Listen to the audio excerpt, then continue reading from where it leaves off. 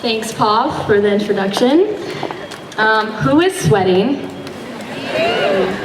Oh my gosh, I feel bad for those of you in the sun, which is most of you. So hopefully I'll be able to distract you for a couple minutes. All right, so I'm Tess, as Paul said, and I just wanted to talk to you guys about the history of love.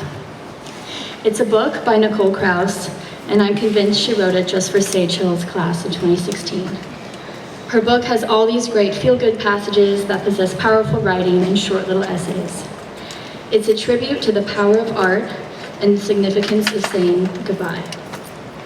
It's about falling in love, being young, finding comfort, growing up, and then having to say goodbye all over again. It's pretty brilliant, so I'll be quoting her tender yet concise words more than a few times throughout this speech. So, as the quintessential teenager, I'm constantly struggling to get out of my head and into my body, to stop focusing on myself and think about others, to be grateful. And I think this is an especially important sentiment to practice when we're all heading off to start new chapters in our lives. Let's start with integrity and how we define it.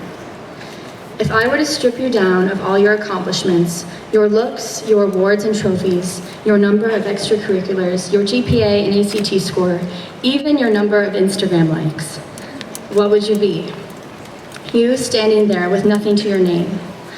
What would you have without those external labels to validate you?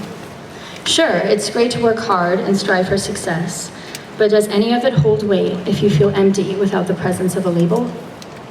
Can our labels become a distraction rather than a goal? Do they make us happy? Can we face how we've achieved our accomplishments? Did we do it honestly? Were we kind? Did we listen to that weighted feeling in our hearts? Or did we run from it? Think. Really think and ask yourself, what's there underneath me, underneath my skin? Is there inner peace, inner turmoil, self-love, self-loathing? If we're not careful, we begin to strive for things that don't even have a tangible existence. Don't worry, I know this sounds a little bit negative, it gets better, don't worry. We begin to lack intrinsic motivations that make us who we are, like taking a walk with our dog or lying down on the floor for no reason, or even listening to an old song that makes us remember moments we've stored away. It's easy to forget who we are and just go through the motions without taking the time to put down our phones and for 1 minute actually think, why am I doing this? How does this make me feel? Then, if we keep ignoring the honest answers to these questions, we begin to directly compare ourselves with others, festering in unhealthy competition. We find ourselves striving for all this unattainable perfection. We seek to be the best. And for what?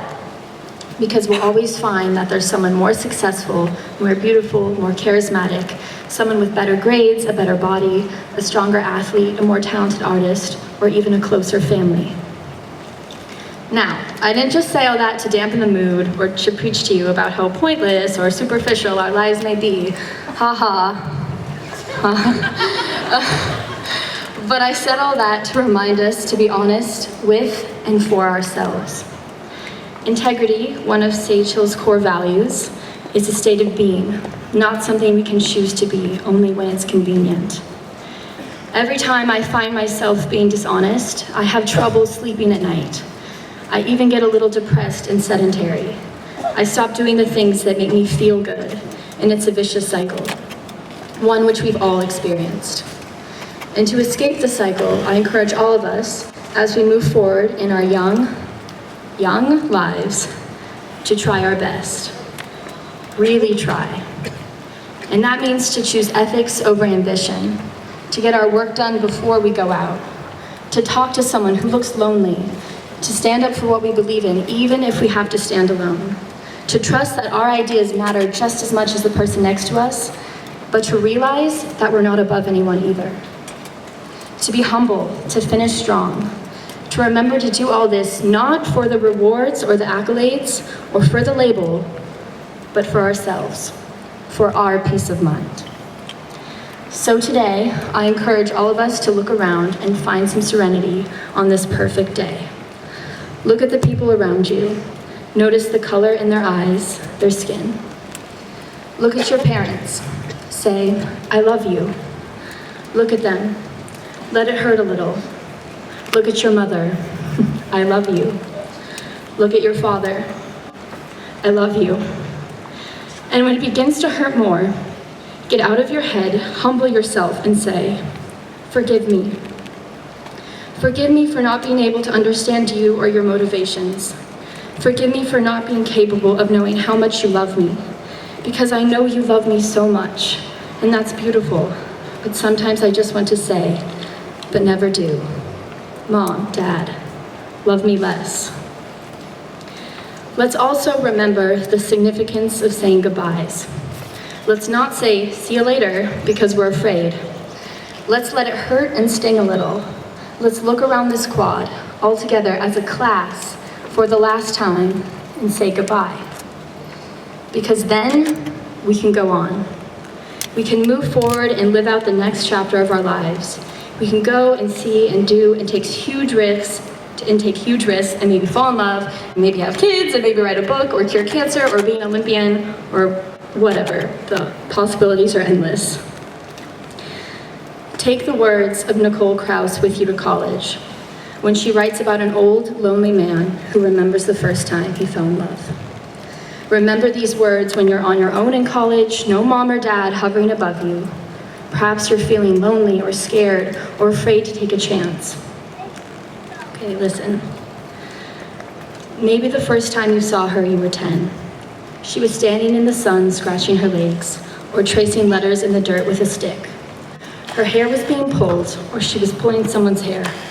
And a part of you was drawn to her, and a part of you resisted, wanting to ride off on your bicycle, kick a stone, remain uncomplicated. In the same breath, you felt the strength of a man and a self-pity that made you feel small and hurt. Part of you thought, please don't look at me. If you don't, I can still turn away. And part of you thought, look at me. And now I'm saying, for all of us, to dare to look. Dare to hold hands. Take that leap of faith and fail hard. And when you fail, dare to look at one another in the eyes and say, I failed, forgive me. Dare yourself to follow your passion and run with it.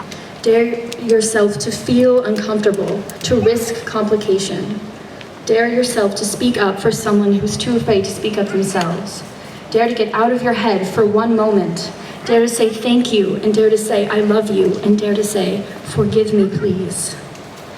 Dare to be proud and take a piece of Sage Hill with you on your next journey, and generously share who you are. Dare to feel the silence and the weight of the world, and say goodbye instead of see you later, because it's a matter of integrity. We need to remember this moment. We need to remember that this moment is like no other, and it will be gone after this breath to become a memory in the history of love. It's all we have, and it's so precious and fragile. It's made of glass, and we are so blessed to experience it right now, this second. Thank you.